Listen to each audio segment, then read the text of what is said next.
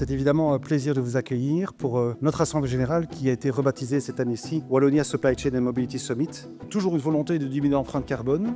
Nous avons décidé de mettre le thème de cette année-ci sur l'intelligence artificielle, car les priorités d'innovation sont évidemment de plus en plus importantes. Quels sont les enjeux pour notre domaine du transport, de la logistique et de la mobilité, et quels sont notamment les projets qui sont possibles ou les projets que nous pourrions monter ensemble. AI represents a game changer. For us, will be about 150 million euro per year saving, just only to optimize the network and to optimize, of course, the delivery. It's more important to really have an understanding of your process, of your business, than to really dig deep into AI, because the best AI is only as good as you really know where your process needs to go. Since we have a lot of data, we can do much more with AI. Il y a des centaines de camions qui quittent le marché de Rungis des milliers même tous les matins, qui vont être souvent à moitié remplis, et les camions vont souvent livrer les mêmes clients. Grâce aux technologies qu'on a développées, je divise par 2 le gaspillage alimentaire, je divise par 7 les émissions de CO2 sur le secteur comparé au fonctionnement précédent. Trail, c'est l'initiative d'innovation stratégique wallonne qui est dédiée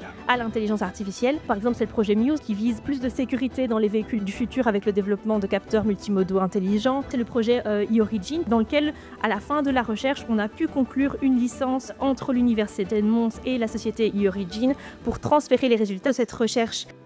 Mais oui, vous avez raison. Et le montage et le financement de projets d'innovation collaboratifs sont notre première mission au sein de Logistics in Wallonia. Autre programme que nous avons, c'est Multimodal Wallonia. Identifier avec vous les opportunités de report modal grâce à un business case que l'on fait avec vous. En 2024, c'est 6 entreprises qui ont été engagées dans le programme. Au total, c'est 53 accompagnements via le programme qui ont été réalisés.